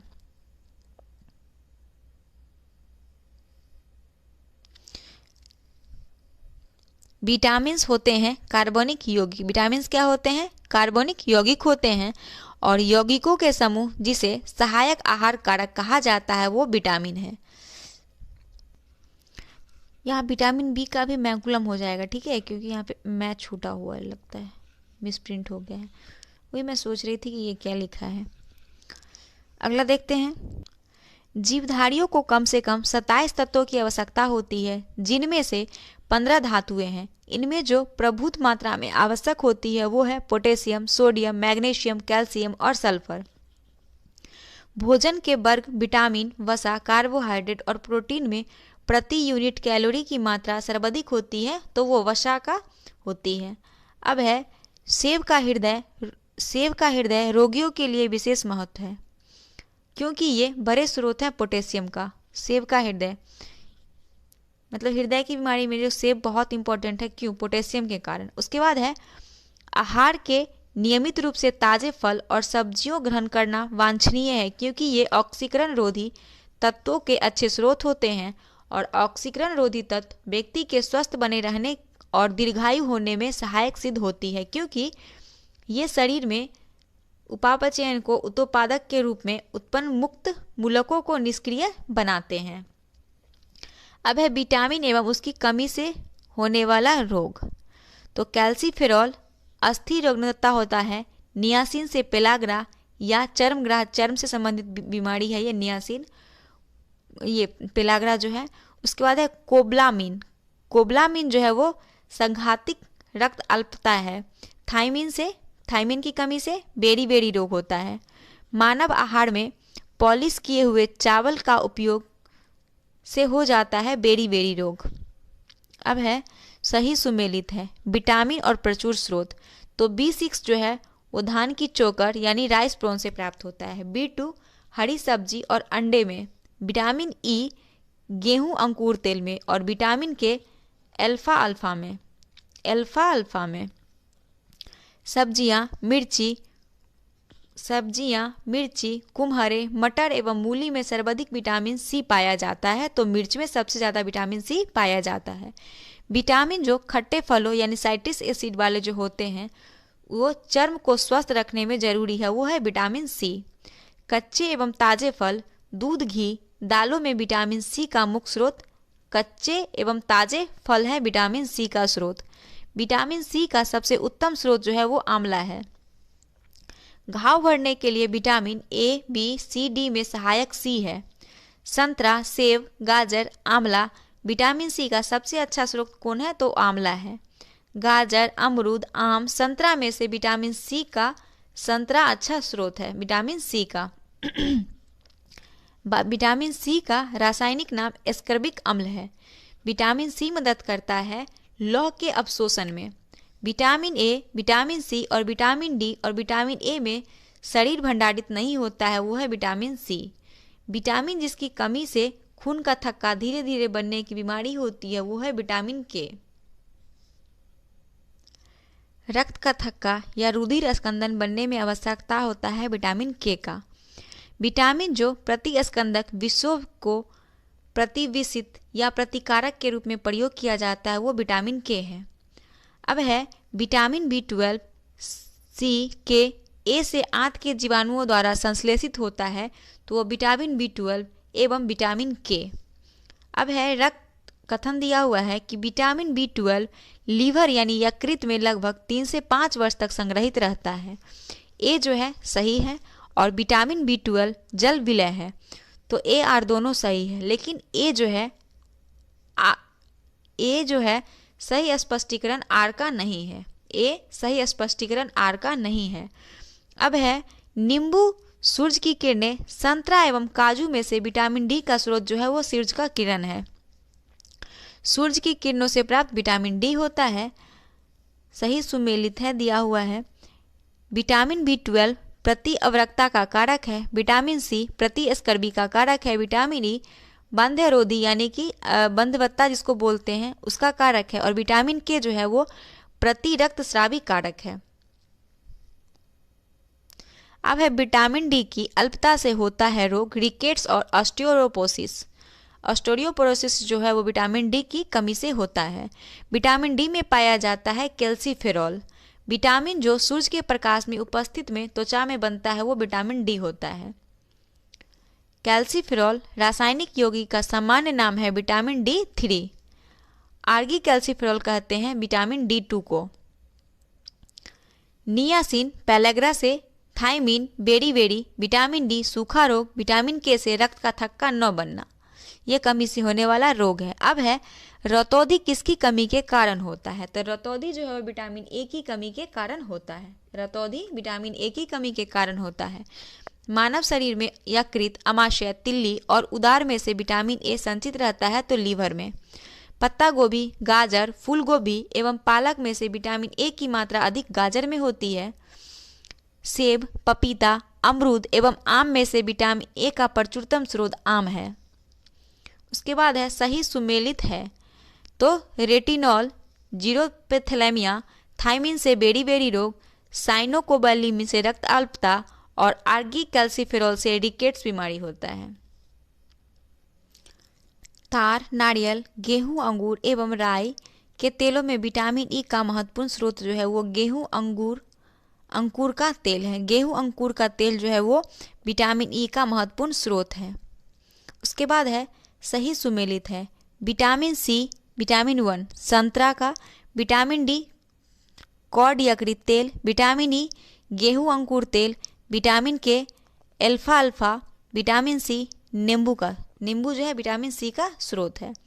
अब है कि विटामिन ए प्रोटीन, हार्मोन एवं एंजाइम में जिसका निर्माण हमारे शरीर में नहीं होता है वो है विटामिन ए।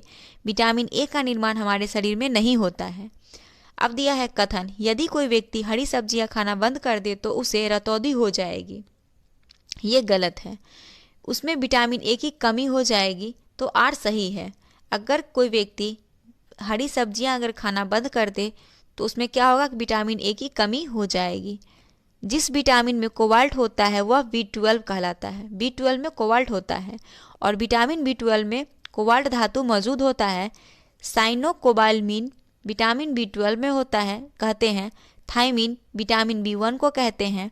और विटामिन ए, सी, डी, ई जल में घुलनशील विटामिन है, तो वो विटामिन सी जो है जल में घुलनशील है। और ए, बी, डी, ई में से पानी में घुलनशील विटामिन बी है, केवल पानी में घुलनशील।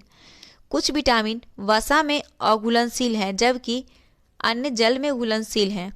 तो जल में घुलनशील विटामिन केवल बी और सी जो है वो जल में घुलनशील है, बी और सी। विटामिन के बारे में सही कथन है, कुछ विटामिन आंतरीय सूक्ष्म जीवों द्वारा संश्लेषित किए जा सकते हैं, कुछ विटामिन हार्मोन की तरह काम करते हैं और कुछ विटामिन शरीर में जमा होते हैं। विटामिन के जल में घुलनशील नहीं है। तो ये क्या है कथन, सब सही है विटामिन के बारे में। अब है कि विटामिन जो किसी स्वप्न को पर्याप्त अवधि तक याद रखने के लिए सहायक है वो है B6। विटामिन B6 जो है वो किसी भी सपना को याद रखने के लिए कार्य करता है। अब है रतौंधी या निषधानता, ये जो है विटामिन ए की कमी से होता है। रिकेट्स विटामिन डी की कमी से होने वाली बीमारी है। स्कर्वी जो है वो विटामिन सी की कमी से होने वाला रोग है। और बेरी विटामिन B1 की कमी से होने वाला रोग है। एक मनुष्य को बेरी सूखा रोग, स्कर्वी की बीमारी होगी यदि वह नहीं ले रहा है विटामिन B1, D और C तो उसके अंदर कौन बीमारी होगी? बेरी बेरी, सीखा रोग और स्कर्वी हो जाएगी। अब है सही सुमेलित है, तो सबसे पहले विटामिन ए रतौंधी, विटामिन B3 की कमी से पेलाग्रा, विटामिन डी की कमी से रिकेट्स और फोलिक एसिड की कमी से रक्त अल्पता होती है। विटामिन और कमी से होने वाला रोग दिया है, तो विटामिन सी की कमी से स्कर्वी होता है, विटामिन डी की कमी से रिकेट्स होता है और विटामिन ई की कमी से रात्रि अंधता होती है। उपयुक्त में से सही सुमेलित युग्म है तो केवल 1 और 2, यह जो है 1 और 2 ये दोनों सुमेलित है। विटामिन सी की कमी से स्कर्वी होता है और विटामिन ई की कमी से रात्रि अंधता होती है। उसके बाद है सही सुमेलित है। सही सुमेलित कौन सा है? विटामिन डी सुखंडी, विटामिन सी मसूड़ों से खून का आना और विटामिन ए रतौंधी होता है और विटामिन B1 से बेरी बेरी। सही सुमेलित है रेटिनॉल, नेत्र सूख कर लाल होना, टोकेफेरॉल बंधता, साइनोकोबाल्मिन घातक रक्त अल्पता और पायरिडॉक्सिन जो है वो मानसिक व्याधि है। अब है नियासिन, थायरॉक्सिन, रिबोफ्लोविन एवं पायरोडॉक्सिन में से यौगिक जो एक विटामिन नहीं है, तो थायरॉक्सिन जो है एक विटामिन नहीं है। अगला है सुमेलित सही है, तो thiamine beriberi, vitamin D सूखा रोग, विटामिन ई बांझपन होता है, विटामिन ई की कमी से बांझपन भी होता है और नियासिन से पेलाग्रा। केला जो एक फल के रूप में अत्यधिक मूल्यवान भोज्य पदार्थ माना जाता है के प्रति 100 ग्राम में होता है ऊर्जा की 89 कैलोरी। क्या होता है? ऊर्जा की 89 कैलोरी होता है। फलियां अत्यधिक पौष्टिक होती है क्योंकि उसमें प्रचुर मात्रा में प्रोटीन होता है। अरहर, सोयाबीन, उड़द, चना, मटर, गेहूं में से प्रोटीन सबसे ज़्यादा सोयाबीन में होता है। उसके बाद है चावल, मूंगफली, सेब में प्रोटीन का सबसे अच्छा स्रोत मूंगफली है। नारियल, मूंगफली, सोयाबीन एवं सूरजमुखी में से प्रोटीन एवं वसा दोनों की प्रचुरता मूंगफली में होती है। बाल जिस प्रोटीन का बना होता है उसे केराटिन कहते हैं और मानव के बाल एवं नाक में विद्यमान प्रोटीन केराटिन है। प्रोटीन की प्रचुरता वाले खाद्य में पदार्थ में उपस्थित एमिनो अम्ल टायरोसिन के बारे में सही कथन है। यह ऊर्जा के स्तर को बढ़ाने में सहायता कर सकता है। यह भावात्मक और पर्यावरणीय दबावों का सामना कर सकता है। यह उदासी से लड़ सकता है। यह बुढ़ापे के लिए उत्तरदायी मुक्त मूलक के विरुद्ध रक्षा कर सकता है। तो ये जो है प्रोटीन प्रचुरता वाले खाद्य पदार्थ में उपस्थित एमिनो अम्ल टायरोसिन के बारे में सही कथन है। अब है कि गेहूं में रोटी बनाने के गुणों को प्रभावित करने वाला पदार्थ ग्लूटीन है। क्या है? ग्लूटीन है। एक कठोर परिश्रम करने वाले पुरुष की दैनिक ऊर्जा की आवश्यकता 3500 से 4000 किलोग्राम होती है। 1 गिलास पानी पीने से 0 कैलोरी मिलती है। स्टार्च, ग्लूकोज, कार्बोहाइड्रेट एवं सेलुलोज में से भोजन का एक प्रमुख अंग कार्बोहाइड्रेट है। लंबे समय तक कसरत का मुख्य ईंधन होता है कार्बोहाइड्रेट। हमारे शरीर में अम्लीयता तथा क्षारकता के बीच जो तत्व संतुलन बनाए रखता है वो फास्फोरस है। ग्लाइकोजन, एमिनो अम्ल, वसा, टोकोफेरॉल में से यौगिक जो मानव शरीर में संग्रहित नहीं होता है वो है एमिनो अम्ल जो मानव शरीर में संग्रहित नहीं होता है। जमुना, करौंदा, लोकाट, अमरूद में से जो लौह प्रचुर मात्रा में पाया जाता है वो करौंदा है। निम्नलिखित खनिजों पर विचार कीजिए। कैल्शियम, लोहा और सोडियम में से खनिजों में से जो मानव शरीर की पेशियों के संकुचन के लिए आवश्यक होती है वो है तीनों, कैल्शियम, लौह और सोडियम। पालक के पत्तों में विटामिन, आयरन, वसा, कार्बोहाइड्रेट में सबसे ज़्यादा आयरन होता है। गाजर, मटर, चावल, पालक में से लौह का अच्छा स्रोत पालक है। सेब, अंडों, हरी सब्जियों एवं दूध में लौह का अंश सबसे अधिक हरी सब्जियों में होता है। बासमती चावल के दाने पकाने पर लंबे हो जाते हैं क्योंकि उसमें एमाइलेज का बाहुल्य होता है। दूध में मिठास आ जाती है लैक्टोज की उपस्थिति के कारण। दूध में विद्यमान सैकेराइड लैक्टोज है और दूध खराब हो जाता है लैक्टोबैसिलस बैक्टीरिया के कारण। दूध का दही में परिवर्तन बैक्टीरिया द्वारा होता है। गाय के दूध हल्के पीले रंग के कैरोटीन की उपस्थिति के कारण होता है और गाय के दूध पीले सफेद रंग का होता है जिसका कारण उसमें उपस्थित कैसीन के साथ कैरेटीन होता है। दूध का सफेद रंग कैसीन से होता है। भैंस के दूध में औसत वसा की मात्रा 7.2% होती है। दुग्ध प्रोटीन को पचाने वाला एंजाइम रेनिन है। कैसीन दुग्ध होता है प्रोटीन। दूध का धवल रंग जिसकी उपस्थिति के कारण कैसीन होता है। एक्यूलिटिलिन, कैसीन, मायोसिन, हीमोग्लोबिन में से प्रोटीन जो दूध में पाई जाती है वो कैसीन है। सही सुमेलन है। सैक्रिन कार्बोनिक यौगिक है जो कृत्रिम मिठास के लिए प्रयुक्त किया जाता है। एड्रेनिलिन एक हार्मोन है। थाइमिन विटामिन है। किरेटिन एक प्रोटीन है। शरीर में उत्तकों का निर्माण प्रोटीन से होता है। शरीर में प्रोटीन का निर्माण किससे होता है? शरीर में उत्तकों का निर्माण प्रोटीन से होता है।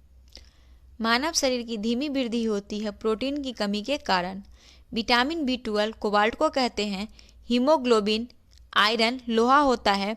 क्लोरोफिल में मैग्नीशियम होता है। पित्तल तांबा का होता है और खाने का नमक सोडियम क्लोराइड कहलाता है।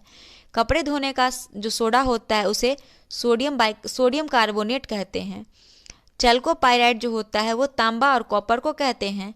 Vitamin B1 thymine, vitamin B2 riboflavin, vitamin B6 पायरोडिऑक्सिन और विटामिन B12 साइनोकोबालमीन। लोहा, जस्ता, गंधक और मैग्नीज में से सूक्ष्म तत्व जो है वो गंधक है। विटामिन A, C और B के विटामिन A, C, B के से पपीता में मुख्यतः विटामिन पपीता में विटामिन C पाया जाता है। आम, पपीता, गाजर, दूध में विटामिन A का प्राकृतिक स्रोत दूध है। अल्फा किरेटिन एक प्रोटीन है जो त्वचा में उपस्थित होता है।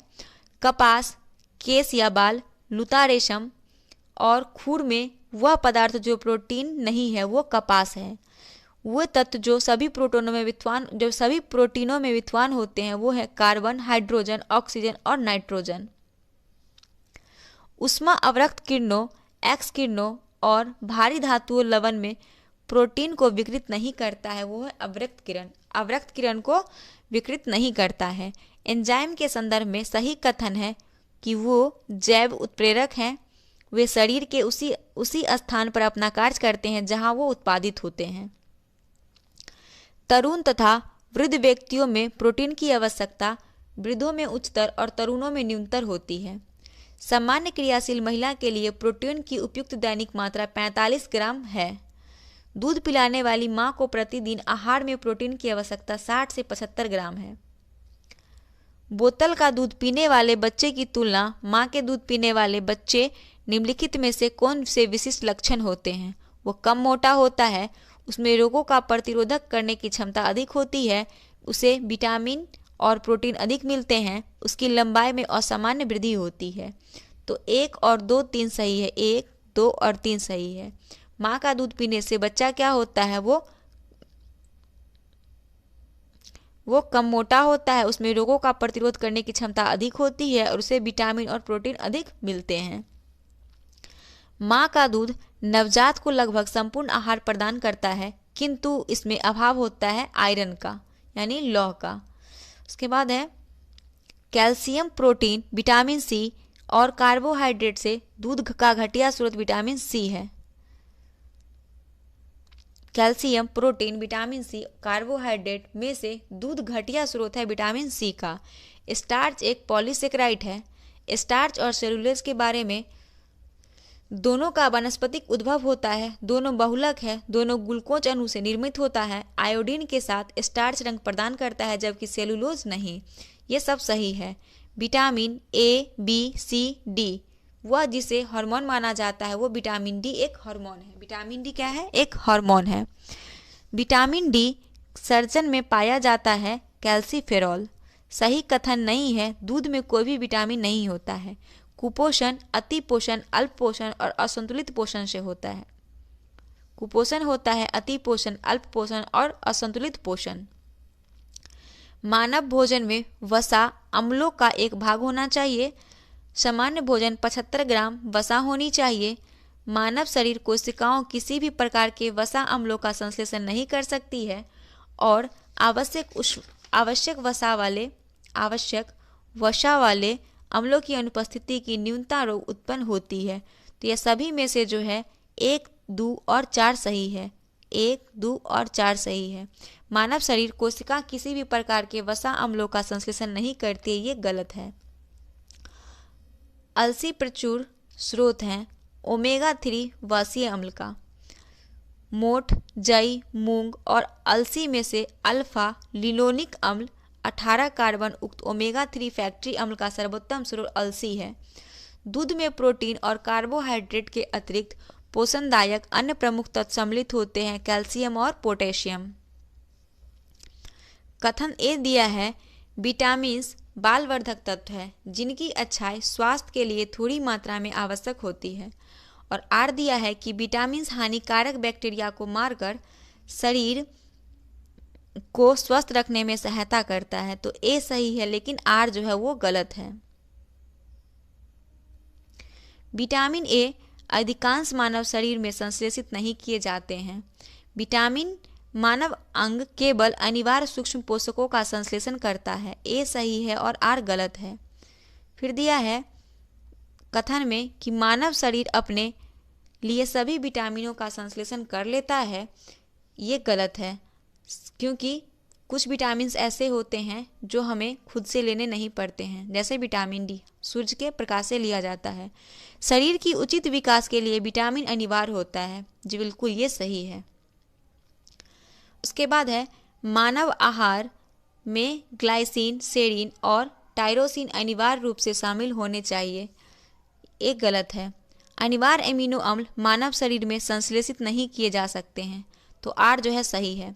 सभी अनिवार्य एमिनो अम्ल पाए जाते हैं दूध में, अंडा में, मांस में एवं सोयाबीन में।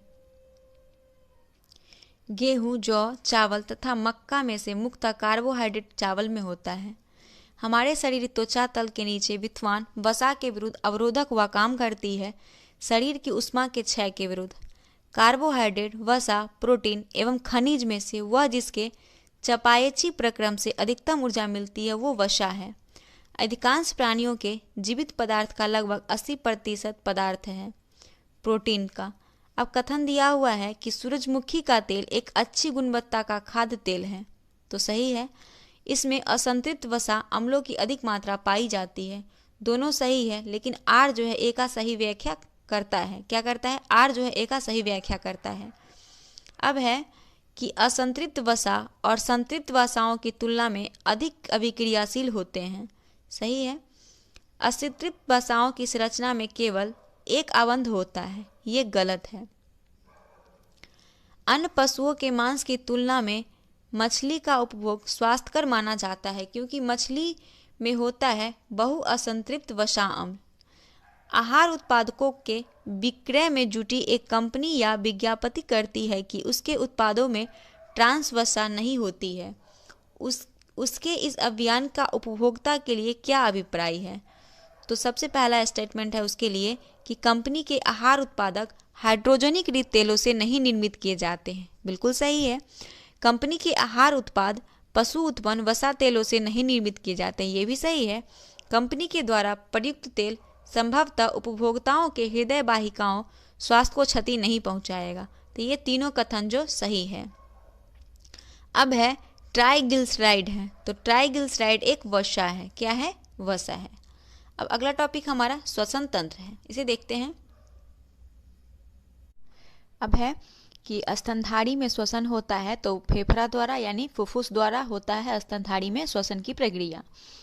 श्वसन क्रिया में वायु के घटक कार्बन डाइऑक्साइड, ऑक्सीजन, जल वाष्प एवं नाइट्रोजन में से जिसकी मात्रा में कोई परिवर्तन नहीं होती है तो वो है नाइट्रोजन। नाइट्रोजन में श्वसन क्रिया में वायु के घटक में कोई परिवर्तन नहीं होती है। उसके बाद है मानव शरीर में ऑक्सीजन का अभिगमन होता है तो पहले जो होता है वो फुफ्फुस द्वारा होता है, फिर रक्त के द्वारा, फिर ऊतक के द्वारा। तो मानव शरीर में पहले श्वसन कैसे होता है, ऑक्सीजन का अभिगमन कैसे होता है? पहले फुफ्फुस में जाता है, फिर रक्त में, फिर ऊतक में। अगला क्वेश्चन है कि अभिगमन का सही अनुक्रम ये दिखा दिया। उसके बाद 2, 1, 3 है।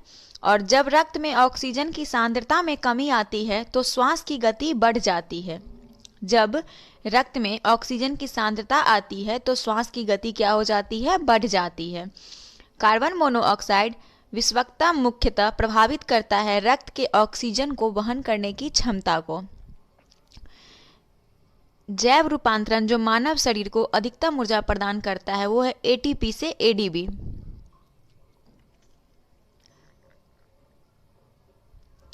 श्वसन ऊर्जा में उत्पादित होता है एटीपी के रूप में। श्वसन ऊर्जा उत्पादित होती है एटीपी के रूप में।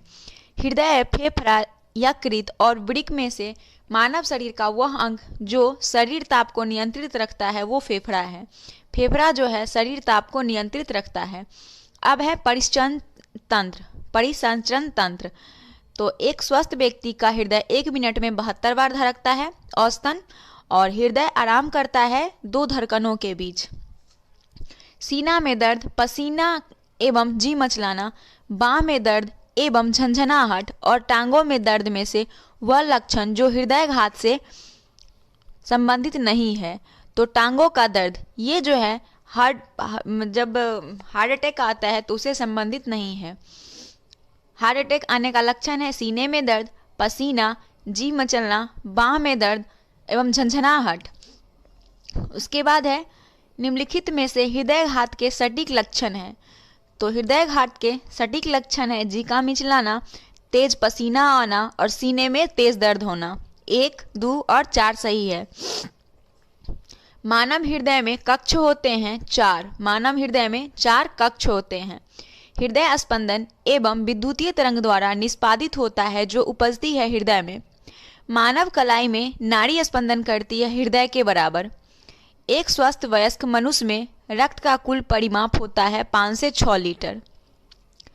रक्त होता है एक संयोजी ऊतक। हीमोग्लोबिन मानव रक्त में पाए जाने वाला पदार्थ है। हीमोग्लोबिन के संबंध में कथन सही नहीं है। यह कुछ अम्लीय होता है, ब्लड अम्लीय नहीं होता है। हीमोग्लोबिन के संबंध में सही कथन जो है यह अम्लीय होता है, ये कथन सही नहीं है क्योंकि ब्लड जो होता है वो हमारा क्षारीय होता है, नमकीन लगता है। और रुधिर वर्णिका के संबंध में निम्नांकित कथनों पर सही कथन चुनिए। तो पहला कथन है इसमें लौ होता है, सही है। वर्णिका, रुधिर वर्णिका में आयरन होती है। उसके बाद यह रक्त को लाल रंग प्रदान करता है। हाँ, ये रक्त को लाल रंग प्रदान करता है, ये भी सही है। कुछ रोगों के प्रति प्रतिरक्षा प्रदान करता है, ये गलत है। और यह रक्त में ऑक्सीजन का वाहक होता है, तो ऑक्सीजन का वाहक होता है। सही आंसर 1, 2 और 4 है। अब है शरीर में हीमोग्लोबिन का कार्य क्या है? तो वो ऑक्सीजन का परिवहन करता है। क्लोरोफिल, कोलेजन, कैरोटीन एवं मायोग्लोबिन में से वह जो प्राकृतिक पदार्थ जिसमें लौह विद्यमान होता है वो मायोग्लोबिन है। इसमें लौह जो होता है वो विद्यमान होता है। वह प्राणी जिसके जीव द्रव में हीमोग्लोबिन का विलय हो जाता है वो केचुआ है। लाल रक्त का रंग होता है हीमोग्लोबिन के कारण, मतलब रक्त का लाल रंग होना हीमोग्लोबिन का कारण है। लाल रक्त कणिका जिसको आरबीसी कहते हैं, रेड ब्लड कॉर्पस्कल्स का रंग हीमोग्लोबिन के कारण होता है। रक्त शरीर का वह कार्य करता है सारे शरीर में ऑक्सीजन पहुंचाना। मनुष्य का औसतन रक्तचाप होता है 120/80, ये नॉर्मल है ब्लड प्रेशर। और स्वस्थ मनुष्य का रक्तचाप होता है 120 से 180 मिलीमीटर। रक्तदाब या रक्तचाप का मात्रक होता है स्फिग्नोमैग्नोमीटर। किसी व्यक्ति का रक्तचाप 140 mmHg है तो इसका उल्लेख में Hg से तात्पर्य है मरकरी से। जब एक व्यक्ति वृद्ध हो जाता है तो सामान्यतः उसका रक्त बढ़ जाता है। रक्तदाब क्या हो जाता है? बढ़ जाता है। जब कोई व्यक्ति अगर वृद्ध हो जाएगा तो उसका रक्तदाब जो है वो बढ़ जाएगा। अब नीचे 4 व्यक्तियों के रक्तदाब का मान दिया गया है। श्रीमती तो 90/60 होता है, श्री 160/120, श्री 120/180 और श्रीमती में 140/40 100। तो दिया हुआ है कि इनमें से रक्तदाब सामान्य किसका है। तो रक्तदाब जिसका समान है वो है श्री वाई 120/80। ये नॉर्मल ब्लड प्रेशर है, ठीक है। इसमें से चूज करना था कि कौन सही है। तो 120/80 नॉर्मल ब्लड प्रेशर है। उसके बाद है हमारे शरीर में रक्त का दाब होता है वायुमंडलीय दाब से अधिक। मानव रक्तदान के लिए वह रक्त समूह जो सर्वाधिक दाता यानी यूनिवर्सल डोनर कहलाता है वो है ब्लड ग्रुप ओ। ओ जो है वो ब्लड सबको दिया जा सकता है। अब अभी कथन ए में दिया है कि ए बी रक्त समूह के लोग सार्वभौमिक प्राप्तकर्ता होते हैं, यानी यूनिवर्सल जो होता है एक्सेप्टर होते हैं। ये पूछ रहा है क्या ए बी ऐसा है, ये स्टेटमेंट सही है। तो हाँ, ए बी जो है वो सबसे ले सकता है ब्लड। और रक्त समूह ए बी की लाल रक्त कोशिकाएं में कोई एंटीजन नहीं होता है, इसीलिए अन्य किसी रक्त समूह के साथ समूहजन यानी कि एग्लूटेशन नहीं होता है, एग्लूटेंशन नहीं होता है। तो इसका सही आंसर हो जाएगा ऑप्शन सिर्फ ए सही होगा, आर गलत है। ए बी ब्लड ग्रुप वाले व्यक्ति किसी ऐसे व्यक्ति का रक्त ले सकता है जिसका रक्त वर्ग कोई भी वर्ग में हो, कोई भी वर्ग हो। ए बी वाला कोई भी ब्लड ले सकता है, चाहे ए ले, ए बी ले या फिर बी ले सकता है, ओ भी ले सकता है। उसके बाद है ए बी रक्त वर्ग वाले व्यक्ति को कभी कभी सार्वत्रिक रक्त अदाता कहा जाता है क्योंकि उसके रक्त में प्रतिपिंड यानी एंटीबॉडी का अभाव होता है। एक व्यक्ति जिसका रक्त समूह ए है, सड़क दुर्घटना में वह गंभीर रूप से घायल हो जाता है और चिकित्सा रक्तदान की सलाह देते हैं। उसके साथियों को रक्तदान हेतु कहा जाता है जिनके रक्त समूह इस प्रकार है। पत्नी का ओ है, भाई का ए बी है, पुत्र का ए है, पुत्री का ओ है। तो उसे कौन सा ब्लड ग्रुप दिया जाएगा।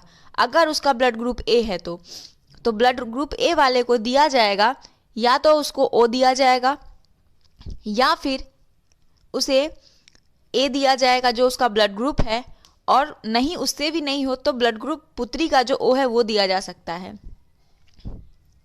बी नहीं दिया जा सकता है। अब है कि एक मनुष्य दुर्घटनाग्रस्त हो जाता है और जब उसे रक्तदान की आवश्यकता होती है किंतु उसे रक्त समूह का परीक्षण करने का समय नहीं है, तो वह समूह जो उसे दिया जाएगा वो blood group negative O negative है। अज्ञात रुधिर वर्ग का एक व्यक्ति गंभीर रूप से दुर्घटनाग्रस्त हो जाता है और उसे तुरंत रक्त आधान की जरूरत पड़ती है। अस्पताल में आसानी से उपलब्धि रुधिर वर्ग में से वह जिसका रक्त आधान के लिए उपयोग सुरक्षित होगा वो है OH निगेटिव। रक्त समूह का खोज किसने किया था। तो रक्त समूह का खोज कार्ल लैंडस्टीनर ने किया था। RH कारक का नाम संबंधित है बंदर से, एक प्रकार के बंदर से RH कारक का नाम संबंधित है। अब है कि एक विवाहित दंपत्ति ने एक बालक को गोद लिया। इसके कुछ वर्ष उपरांत उन्हें जुड़वा पुत्र हुए। दंपत्ति में एक का रक्त ब्लड ग्रुप जो है AB पॉजिटिव है और दूसरे का O निगेटिव है। तीनों पुत्रों में से एक का रक्त वर्ग A पॉजिटिव, दूसरे का B पॉजिटिव और तीसरे का O पॉजिटिव है। तो गोद लिए पुत्र का रक्त वर्ग क्या हो जाएगा। तो O पॉजिटिव हो जाएगा। यदि एक पिता रक्त वर्ग A और माता O बताए तो उनके पुत्र का रक्त क्या होगा, या तो O होगा या फिर A होगा। किसी एक सामान्य व्यक्ति के रक्त का pH मान स्तर 7.35 से 7.45 होता है। मनुष्य के शरीर के रक्त का pH मान 7.4 होता है। प्रतिजन वह पदार्थ है जो प्रतिपिंड यानी एंटीबॉडी के निर्माण को उद्दीपित करता है। प्रतिजन ऐसा पदार्थ है जो प्रतिरक्षा तंत्र को परिवर्तित करता है। एंटीजेंस की मूल विशेषता है वो प्रतिरक्षियों के निर्माण को प्रेरित करते हैं। शरीर में RBC, WBC, रक्त प्लाज्मा और हीमोग्लोबिन में से वह जो संक्रमण से हमारी रक्षा करता है वो WBC। सफेद रक्त कण का मुख्य कारक है वो है रोग प्रतिरोधक क्षमता धारण करना। रुधिर के प्लाज्मा में एंटीबॉडी निर्मित होता है लिम्फोसाइट द्वारा। रुधिर के प्लाज्मा में एंटीबॉडी जो निर्मित होता है वो किसके द्वारा? लिम्फोसाइट के द्वारा। मनुष्य के शरीर में लिम्फोसाइट का निर्माण तिल्ली जिसे प्लीहा कहते हैं, थाइमस ग्रंथि, अस्थि मज्जा आदि के द्वारा होता है। प्रतिरक्षा का सर्वाधिक संबंध लिम्फोसाइट से है। मानव रक्त की सयानता का कारण रक्त प्रोटीन है। मानव के श्वेत रक्त कणों यानी WBC का व्यास होता है 0.007 मिलीमीटर। उसके बाद है श्वेत रुधिर। रुधिर में श्वेत रक्त कणिका की अत्यधिक मात्रा में उपस्थिति को रोग विज्ञान की भाषा में कहते हैं ल्यूकेमिया। अगर रुधिर में श्वेत रक्त कणिका यानी WBC की मात्रा ज़्यादा हो जाती है तो उसे ल्यूकेमिया कहते हैं। लाल रक्त कणिकाएं मुख्यतः बनती है अस्थि मज्जा में। WBC का बनना और WBC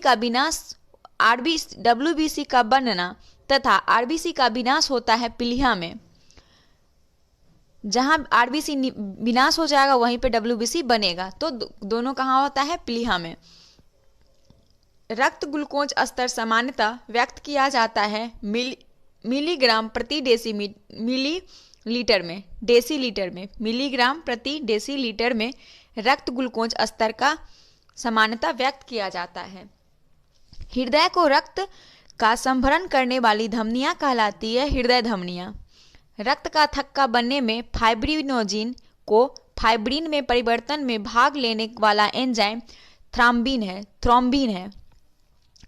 वह शारीरिक प्रक्रम जिसे थ्रोम्बिन का संबंध है वो है रक्त जमाव। प्लाज्मा में जल प्रतिशत होता है लगभग 90%।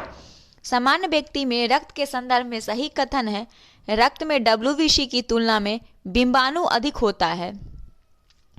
अब है कि कटे हुए स्थानों से रक्त प्रवाह रोकने के लिए फिटकरी का उपयोग किया जाता है।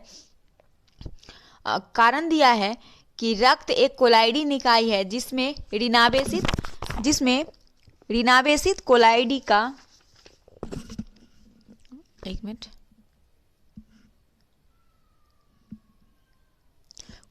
का कण होते हैं। फिटकरी के एल्युमिनियम आयनों की स्कंदन शक्ति अधिक होती है, अतः रक्त स्कंदित हो जाता है। तो इसमें जो A दिया हुआ था वो सही है।